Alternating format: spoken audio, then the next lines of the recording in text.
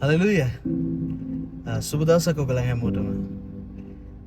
මට හිතුණා ඔබත් එක්ක යම් පණිවිඩයක් බෙදා ගන්න ඕනි කියලා අද දවසේදී. අපි මේ ජීවිතේ ගමන් කරද්දී අපිට එක එක යෝජනා තියෙනවා නේද?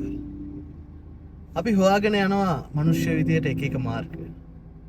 අපි හිතනවා මේ දේ මගේ ජීවිතේට આવොත් මේ යෝජනාව මම ස්ථිර කරගත්තොත් මේක ලොකු ආශිර්වාදයක් වේ මගේ ජීවිතේට. මේ මාර්ගයේ මම ගමන් කරොත් මේ මාර්ගය තමයි හරිම මාර්ගය කියලා අපි ජීවිතේ හිතාගෙන ඉන්නවා. නමුත් දෙවියන් වහන්සේ සමහර කාරණාවලදී සමහර වෙලාවල් වලදී අපි ගන්න යෝජනා දිහා බලලා අපි යන්න හදන මාර්ග දිහා බලලා මෙන්න මේ වගේ දෙයක් උන්වහන්සේ කියනවා. උන්වහන්සේගේ වචනේ එසාය පොතේ 55 වෙනි පරිච්ඡේදයේ 8 වෙනි පදයේ කියනවා මක්නිසාද මාගේ යෝජනා නුඹලාගේ යෝජනා නොවේය. නුඹලාගේ මාර්ගද මාගේ මාර්ග නොවේයයි ස්වාමින් වහන්සේ කියනසේක. ඒ වගේම කියනවා අහස පොළවට වඩා උසස්ව තිබෙන්නාක් මෙන් මාගේ මාර්ග නුඹලාගේ මාර්ග වලටත් මාගේ යෝජනා නුඹලාගේ යෝජනා වලටත් වඩා උසස්ව තිබේ. අපි යන ගමනේ අපි හිතන දේවල් අපි හිතන මේක දෙවියන් වහන්සේ කැමැත්ත තමයි. මේ යෝජනාව දෙන්නේ දෙවියන් වහන්සේමයි. ඇයි සමහර කාරණාවලදී ඒ දේ පටන් ගද්දී අපි දකිනවා විශාල සාර්ථකත්වයක්. ලොකු ඉම්පැක්ට් එකක් වෙනවා ඒක. නමුත් කාලයක් යද්දී කාලයගේ යමින් ටික ටික ඒ යෝජනාව නේද? ටික ටික ඒ මාර්ගය වැරදි පැත්තට හැරෙනවා. නමුත් දෙවියන් වහන්සේ ඔබට අද දවසේ කියන දේ නම් උන්වහන්සේගේ යෝජනාව උන්වහන්සේගේ මාර්ගය එහෙම වෙනස් වෙන්නේ නැති දෙයක්.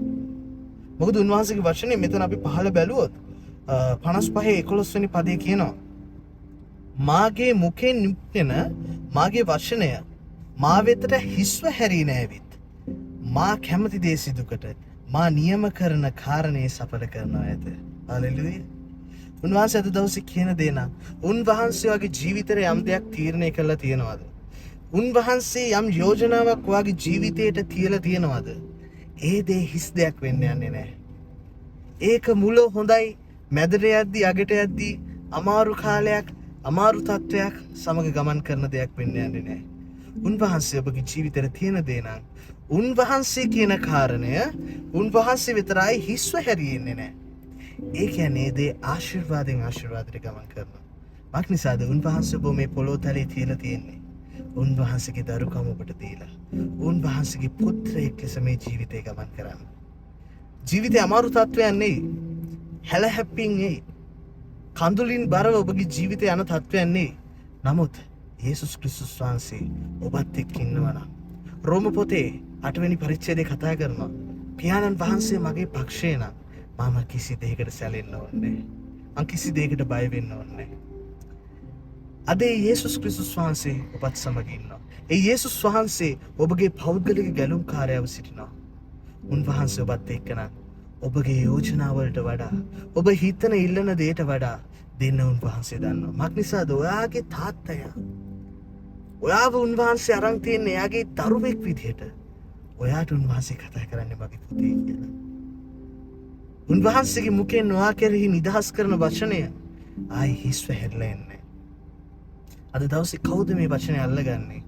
උන්වහන්සේ ඔබව ගෙන යන්නේ ඔබ දකින මානෙට එහා ඉහළත් ඉදිරියටත් ගමන් කරන ජීවිතයකට. මම ඔබ වෙනුවෙන් යාඥා කරන්න ඔබ මාත් එක්ක එක්සිට් වෙන්න. ඔබ උන්වහන්සේගේ විශාලතාවය දකින්න යනවා.